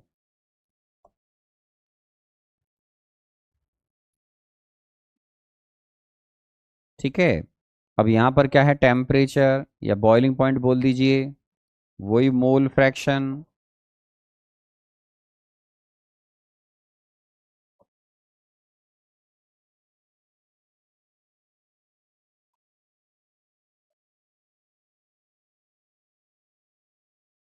अब यहां पर क्या होता है बेटा? जो ज्यादा वोलेटाइल होगा उसका बॉइलिंग पॉइंट कम होगा, आप बोलोगे यस सर। तो यहां पर हमने ए को लास्ट क्लास या उससे पहले ए को ज्यादा वोल्टाइल माना था। तो ए अगर ज्यादा वोल्टाइल होगा तो उसका बॉइलिंग पॉइंट कम होगा बेटा। तो इन दोनों के boiling point, be less volatile है, इसका बॉइलिंग पॉइंट ऊपर बनाना। तो इन दोनों को जब बनाओगे तो रफली ये डायग्राम कुछ ऐसा फूल पत्ती की तरह बनेगा। इसमें आप एक सर्टेन पॉइंट दिखाना जहां पर बॉइलिंग पॉइंट आपको बहुत कम नजर आएगा। तो ये जो आप देख रहे हैं यहां पर देखो, ये है टी ए नॉट, नहीं बी नॉट, आपने ए को ज्यादा वोल्टाइल माना था, टी ए नॉट। ये जो आप देख रहे हैं सर्टेन पॉइंट जहां पर बॉइलिंग पॉइंट आपको दोनों के इंडियल बॉइलिंग पॉइंट से कम नजर आ रहा है, और जहां एक्स और वाई की लाइन भी मर्ज हो रही है मेरे बच्चों, मतलब यहां क्या था? जी, यहां कौन था? एल। यहां एल और जी के बीच में इक्विलिब्रियम, यहां भी एल और जी के बीच में इक्विलिब्रियम। तो ये जो आप देख रहे हैं सामने, इसी को, इस पॉइंट पर जो आप देख रहे हैं उसी को हम बोलते हैं मिनिमम, मिनिमम बॉइलिंग एजोट्रोप। मतलब इस जगह आपको जो टेम्परेचर है वो दोनों प्योर लिक्विड के कंपैरिजन में कम नजर आएगा। इनफैक्ट जो आप देख पा रहे हैं उसमें सबसे कम नजर आ रहा हुआ है यहाँ पे, ठीक है ना। तो ये मतलब होता है मिनिमम बॉइलिंग एजेंट का। कौन बनाते हैं? Non ideal solution. वो भी कौन? जो राउट्स लॉ से पॉजिटिव डेविएशन लार्जर एक्सटेंट पर शो करते हैं वो बनाते हैं मिनिमम बॉइलिंग एट्रोप। तो अब इन डायग्राम को देखने से कम इतना तो याद रहेगा बोर्ड के हिसाब से। बोर्ड में थोड़ा डायग्राम बनवाएंगे, बोर्ड में डायग्राम बनाओगे टीचर बेहोश हो जाएगा इनको देख के, समझ रहे हो आप। तो मिनिमम बॉइलिंग एजोट्रोप की जो आप बात कर रहे हैं उसका मतलब ये होता है कि डेफिनेट कंपोजिशन पर सिस्टम का जो नॉर्मल बॉइलिंग पॉइंट है वो उन दोनों की नॉर्मल बॉइलिंग पॉइंट से भी कम होता है, समझे। तो इसको बनाइए। तो इसको बोलते हैं हम नॉन आइडियल सॉल्यूशन। तो ये हमने हमने बनाया है उस सॉल्यूशन के लिए जो राउट्स लॉ से पॉजिटिव डेविएशन शो करता है। इसके लिए मैं आपको एग्जांपल देता हूं। वो एग्जांपल क्या है कि सर जैसे आपने एग्जांपल, आपने नाम सुना हुआ होगा, नाम सुना है C2H5OH और वाटर का। आप बोलोगे हाँ सर सुना हुआ है। तो इन दोनों की जो नॉर्मल बॉइलिंग पॉइंट है वो अलग अलग होते हैं बेटा। आपको यहां जो डेटा लिखूंगा वो रटने नहीं है, मेरे हिसाब से याद करने की जरूरत नहीं, बस एग्जाम्पल केवल याद रखना है ना। नॉर्मल बॉइलिंग पॉइंट ये होता है 78.6 डिग्री सेंटीग्रेड, ये होता है 100 डिग्री सेंटीग्रेड, ठीक है। इन दोनों को जब आप मिलाते हो तो इनको मिलाने पर एक एजोट्रोप का कंपोजिशन आता है मेरे बच्चों, जिसमें C2H5OH लगभग 96% बाई वेट या बाय वॉल्यूम लगभग 95% के आसपास होता है। मैं बाई वेट लिख रहा हूं, मतलब वाटर जो है वो ऑलमोस्ट 4% बाई वेट हो तो ये कंपोजिशन बनता है। इस कंपोजिशन पर सिस्टम का जो बॉइलिंग पॉइंट है वो इन दोनों के बॉइलिंग पॉइंट से भी कम हो जाता है। मतलब इस एजोट्रोप का जो नॉर्मल बॉइलिंग पॉइंट है, इसका जो नॉर्मल बॉइलिंग पॉइंट ऑफ एजोट्रोप होगा वो आता है 78.1, ऑलमोस्ट 15 मान लो, 1 डिग्री सेंटीग्रेड। तो 78.6 से भी कम हो गया और वो 100 से भी कम हो गया। क्या हो गया? 100 से भी कम हो गया। तो इसको बोलते हैं हम कि सर मिनिमम बॉइलिंग एजोट्रोप। इस पर टेम्परेचर उन दोनों के इंडिविजुअल टेम्परेचर से कम होगा मेरे बच्चों, समझे। तो मैं ये नहीं कह रहा कि आप इनको रटो बुरी तरीके से, लेकिन एटलीस्ट याद रहे कि वाटर और अल्कोहल का जो केस है वो पॉजिटिव डेविएशन शो करने वाला केस है। और इस ग्राफ से दिख जाता है कि वो सॉल्यूशन जो राउट्स लॉ से लार्जर पॉजिटिव डेविएशन शो करते हैं उनमें एक ऐसा पॉइंट आएगा जहां सिस्टम का वेब प्रेशर बहुत ज़्यादा है, दोनों प्योर लिक्विड कंपैरिजन में ज़्यादा है। तो टेम्परेचर सबसे कम या दोनों के इंडिविजुअल टेम्परेचर से कम होता है, इसीलिए इसको बोलते हैं हम मिनिमम बॉइलिंग एजोट्रोप। ठीक है, बना लीजिए। मैं पानी पीता हूँ, थक गया भाई साहब बोलते बोलते।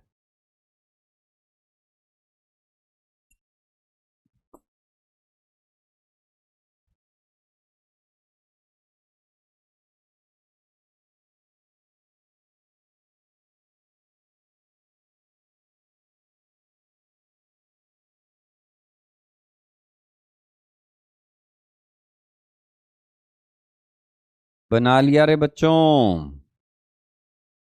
तो ये है नॉन आइडियल सॉल्यूशन जो पॉजिटिव डेविएशन शो करता है। अब इसका रिवर्स, रिवर्स में दिमाग लगाना है। हम ए और बी को यहीं रखेंगे, ए और बी को यहीं रखेंगे। ग्राफ ये उल्टे हो जाएंगे एक तरीके से, एक तरीके से याद करने के हिसाब से। मान लो कि बच्चा जी एडवांस में कोई रिस्क लेना चाहता है, वो चाहता है कि यार मुझे थोड़ा बहुत आइडिया होना चाहिए। तो इन्हीं ये ए और बी ऐसे रहेंगे, इनको नीचे शिफ्ट करना है, उनको ऊपर शिफ्ट करना है। तो वो बनेगा मैक्सिमम बॉइलिंग एजोट्रोप। तो पहले बना लीजिए।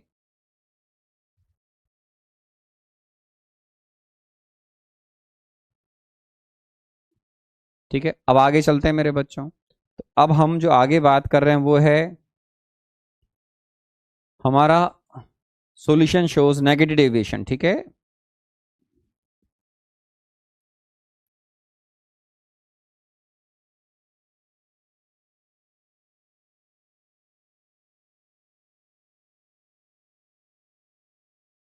Solution show negative deviation.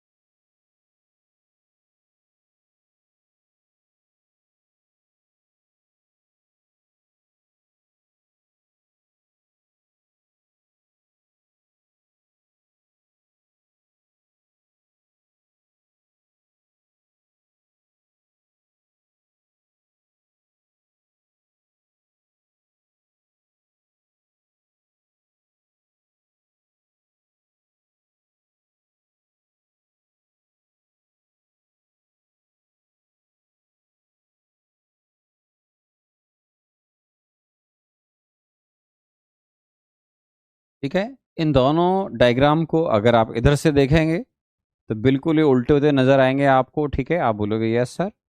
ठीक है, पहले ऐसे थे अब वो ऐसे हो गए, वो ऐसे था वो ऐसे हो गया, इजी लैंग्वेज में याद करने के लिए। ठीक है ना। ओके, तो मैक्सिमम बॉइलिंग इलेक्ट्रोड का मतलब होता है मेरे बच्चों, दोनों के इंडिविजुअल बॉइलिंग पॉइंट से इस समय यहां पर आपको टेम्परेचर बहुत ज़्यादा नज़र आ रहा होगा। आप बोलोगे यस सर, इसी का नाम है मैक्सिमम बॉइलिंग इलेक्ट्रोड। मतलब यहां पर टेम्परेचर आपको इस डायग्राम में हाल फिलहाल मैक्सिमम नज़र आ रहा होगा। आप बोलोगे यस सर। जैसे आपने HNO3 और वाटर का नाम सुना होगा बेटा। HNO3 और वाटर का नाम। इसका जो नॉर्मल बॉइलिंग पॉइंट है, मैं डेटा को रटने के लिए मना कर रहा हूं, मना कर रहा हूं, ठीक है। ये होता है 86 डिग्री सेंटीग्रेड, होता है 100 डिग्री सेंटीग्रेड, ठीक है। HNO3 और वाटर को मिलाते हैं तो ये हमारा जो सॉल्यूशन है वो नेगेटिव डेविएशन शो करता है। जो सॉल्यूशन मैंने पहले लिखा दिया, राउट्स लॉ से लार्जर नेगेटिव डेविएशन शो करेंगे मेरे बच्चों। जो सॉल्यूशन राउट्स लॉ से लार्जर नेगेटिव डेविएशन शो करते हैं वो बनाते हैं maximum boiling airdrop. And what do mean by maximum boiling airdrop? वो डायग्राम पे दिख रहा है, दोनों के इंडिविजुअल बॉइलिंग पॉइंट से ये ज्यादा होता है, इनफैक्ट हाईएस्ट दिख रहा होगा आपको यहाँ पे। तो इसको बोलते हैं maximum boiling azeotrope. Board के हिसाब से या जेई मेन एडवांस हिसाब से ध्यान रखना रे मेरे बच्चों। अब इन दोनों को जब हम मिलाते हैं तो इन दोनों को मिलाने पर एक डेफिनेट कंपोजिशन पर, जिसको हम बोलते हैं एजोट्रोप या एजोट्रोपिक मिक्सचर या एजोट्रोप कंपोजिशन, इसके अंदर मेरे बच्चों HNO3 जो है और वाटर, HNO3 इसमें लगभग 68% बाई वेट और H2O लगभग 32% बाई वेट, है ना। इस डेफिनेट कंपोजिशन पर हमारा एजोट्रोप बनता है। क्या बनता है? एजोट्रोप बनता है मेरे बच्चों।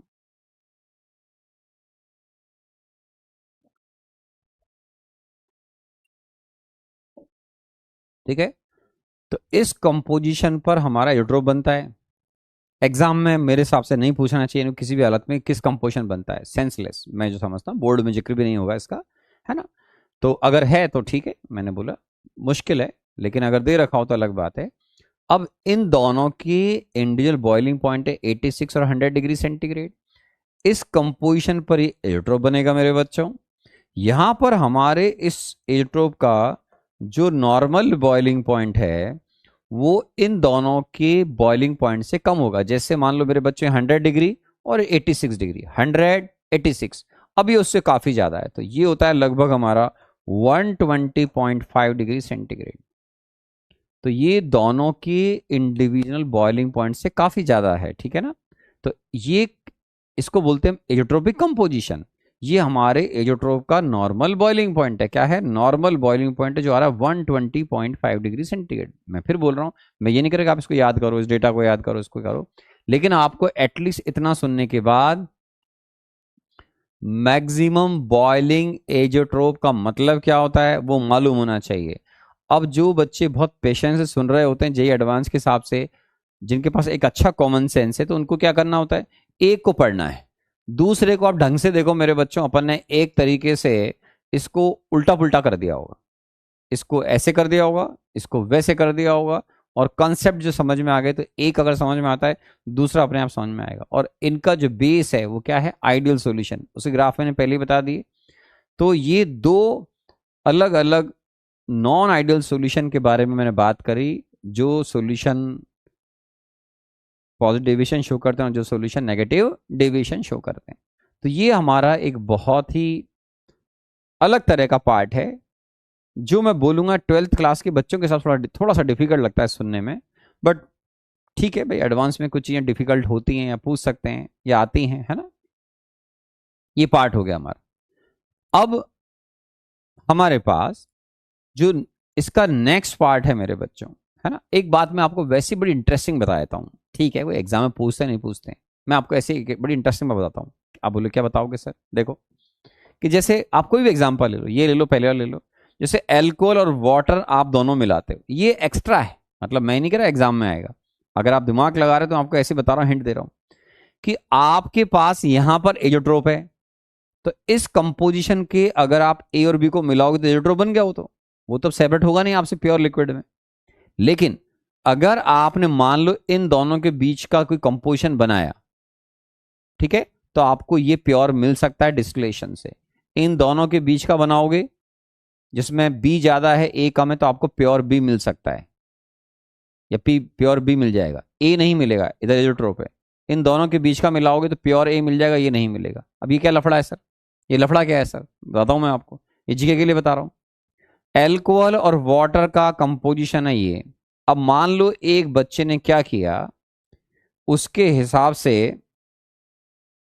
उसने अल्कोहल ले लिया 98%। कितना लिया बेटा? 98%। 2% लिया उसने वाटर। तो मेरी नजर में उसका जो कंपोजिशन है वो बहुत हाई है। वो जो आप बात कर रहे हैं उसके हिसाब से, राइट, वो यहां पे लिया है आपने। तो अब मैं बोलता हूं कि जो सब्सटेंस आपका ज्यादा वोलेटाइल, उसका बॉइलिंग पॉइंट कम होगा। तो आपने 98% अगर अल्कोहल ले लिया तो आपको मेरी लैंग्वेज में प्योर अल्कोहल मिल जाएगा, प्योर वाटर कभी नहीं मिलेगा। प्योर वाटर नहीं मिलेगा बिकॉज एयरड्रॉप बन जाएगा। अब आप बोलोगे ये क्या बोल रहे हो सर? सोचो, अगर आपने अल्कोहल 98% लिया, 2% पानी है, आप बोलोगे ठीक है सर, इवोपरेट करो। दिमाग लगाना है, इसमें कोई रटने वाली चीज नहीं है, और ये कोई बोर्ड बोर्ड के हिसाब से नहीं बता रहा हूं मैं आपको। 98% आपने अल्कोहल लिया, तो मैंने ये कहा कि मान लो ये अल्कोहल है, तो आप इस कंपोजिशन का अगर सॉल्यूशन लेंगे तो आपको प्योर ये मिल जाएगा, वो नहीं मिलेगा। इधर एजोट्रोप आ रहा है, इन दोनों के बीच में मिलाओगे तो ये प्योर मिल जाएगा, तो ये नहीं मिलेगा। इसका मीनिंग क्या है? एजोट्रोपिक मिक्सचर पर तो एक्स और वाई बराबर हो गया, फिर तो आप सेपरेट कर नहीं पाओगे, सिखाया मैंने आपको। लेकिन मेरे हाथ में भी सोल्यूशन बनाना है, तो मैं एल्कोहल और वाटर को 96% 4% क्यों लूं भाई? मुझे मालूम फिर तो एजोट्रोप बन जाएगा। मैंने इन दोनों के बीच में ऐसे एग्जाम्पल लिया, 98% अल्कोहल और 2% क्या लिया? वाटर लिया। अब मैं ये बोल रहा हूं कि क्योंकि आपने इन दोनों के बीच में लिया तो प्योर ये मिलेगा, इन दोनों के बीच में लोगे तो ये मिलेगा। एक बार में आपको एक ही प्योर मिल सकता है। अब इसका मीनिंग क्या है समझो, दिमाग लगा सकते हो तो लगा लो, नहीं तो छोड़ देना। 98% आपने अल्कोहल लिया, 2% वाटर, वेपर बनाओ। तुमने क्या सीखा हुआ है? More volatile substance dominate in vapour phase. 98% alcohol है, 2% वाटर है मेरे बच्चों। तो जैसे ही आप उनको इवोपरेट करेंगे तो अल्कोहल ज्यादा वोलेटाइल है, तो वो वेपर फेज में 98% तो लिक्विड सॉल्यूशन में वो हो गया मान लो 99। 99 से और ज्यादा कर सकते हो आप। और जैसे जैसे वेपर फेज में आपका अल्कोहल बढ़ेगा, नीचे पानी बढ़ता जाएगा। वो 2% था, अब वो 2.53 हो जाएगा। तुम फर्स्ट वेसल से वेपर को निकाल कर दूसरे वेसल में ले जाओ। आप बोलोगे ले जाता हूं सर। मान लो उसमें 98% अल्कोहल से बढ़कर वो 99 पॉइंट समथिंग परसेंट हो गया, कुछ वेपर हटा दिया आपने। अब इस सॉल्यूशन में पहले वाले वेसल में तो पानी 2% था सर, वाटर 2% था। आपने जैसे अल्कोहल बनाई उसमें कुछ वेपर वाटर की भी गई, but alcohol is more volatile, तो अल्कोहल की परसेंटेज वेपर ज्यादा हो गई। या ऐसे बोलिए अल्कोहल का परसेंट वेपर फेज में ज्यादा हो गया, तो वाटर नीचे वाले फेज में लिक्विड सॉल्यूशन में तो आपका वाटर बढ़ेगा ना। वो 2% से आप वेसल में धीरे धीरे वेपर हटाना शुरू करो। धीरे धीरे इस सॉल्यूशन में वाटर 2% से बढ़ेगा, 2.5 3 3.5, जैसे ही 4% पहुंचेगा आपका एजोट्रोप बन जाएगा। मतलब फर्स्ट वेसल में जहां आपने अल्कोहल वाटर मिलाया, अगर आप उसमें धीरे धीरे वेपर निकालते रहेंगे, धीरे धीरे वेपर निकालो, तो वाटर का परसेंट बढ़ता जाएगा because water is less volatile. तो वाटर का परसेंट जैसे ही बढ़ते बढ़ते 2 से बढ़कर 3 4 हो जाएगा, वहां एजोट्रोप बन जाएगा। तो आप बोलोगे फिर क्या होगा? अब आप उसको सेपरेट नहीं कर पाओगे। लेकिन आपने जो पहले वेपर कुछ हटाई थी उसमें अल्कोहल 98% से ज्यादा था, 99%, उसको अगले वेसल में ले जाओ, कंडेंस करो, फिर उसको और आगे ले जाओ। तो ऐसे करते करते, क्योंकि आपने ऑलरेडी 90% अल्कोहल लिया था, वो 99 हो गया, फिर 99.5 हो गया, 99.9, तो आगे जाकर आपको प्योर अल्कोहल मिल जाएगा। पानी कभी नहीं मिलेगा क्योंकि वाटर लेस वोलेटाइल है। वो जैसे उसका परसेंट 2 से बढ़कर 3 4 होगा, एयरड्रॉप बन जाएगा। तो उसको तो आप कभी फिर सेपरेट कर नहीं पाओगे क्योंकि वो तो फिर ये बन गया। लेकिन जो आपने शुरुआत में कुछ वेपर अल्कोहल की 90% जो अल्कोहल और 2% वाटर बनाया था, उसकी वेपर को आप जो अगले वेसल में ले गए, क्योंकि उसमें मोर वोलेटाइल सब्सटेंस अल्कोहल ज्यादा है, तो वो 99% है, 99.5। तो आगे जाकर आपको जो हमने क्लास में पढ़ा हुआ second vessel, third vessel, fourth vessel, आगे जाकर आपको प्योर अल्कोहल मिल जाएगा। वाटर कभी नहीं मिलेगा क्योंकि वाटर का कंपोजिशन बढ़ते ही जैसे वो 2 से बढ़कर कभी भी 3 4 होगा, वहां एयरड्रॉप बन जाएगा। तो ये जस्ट एक्स्ट्रा नॉलेज के लिए है मेरे बच्चों, तो वो मैंने आपको बताया। तो ये हमारा पार्ट हो गया। अब नेक्स्ट क्लास में हम इस चैप्टर के लिए, ये एक्स्ट्रा था मतलब हैवी पार्ट है जेई एडवांस के हिसाब से भी। अगला जो पार्ट होगा हमारी क्लास में वो चलेगा मेरे बच्चों colligative properties. Colligative properties, these properties are very important. ये हम आराम से मेरे बच्चों नेक्स्ट क्लास में कवर करेंगे, ठीक है। होमवर्क दे दिया है क्वेश्चन बैंक में 1 से 13 कर लें। और जो बच्चे सेल्फ इंस्पायर्ड हैं वो मेरी बुक के लेवल 1 में इलेक्ट्रोकेमिस्ट्री में सारे प्रॉब्लम आप करते रहो जितना टाइम मिले, 50 60 70 80। क्यों? क्योंकि सारी इलेक्ट्रोकेमिस्ट्री हमारी खत्म हो चुकी है। तो उस चैप्टर को आप करते रहें। इधर लिक्विड सॉल्यूशन में क्वेश्चन बैंक में आप 1 to 13 प्रॉब्लम कर लें। 1 में आपने 1 से 13 कर लिया होगा। ठीक है, फिर अगली क्लास में मिलते हैं मेरे बच्चों। Happy Sunday. पढ़ते रहो, खुश रहो मेरे प्यारे बच्चों। पढ़ाई करना बहुत जरूरी है। My best wishes for all of you. फिर मिलते हैं संडे के बाद। Thank you.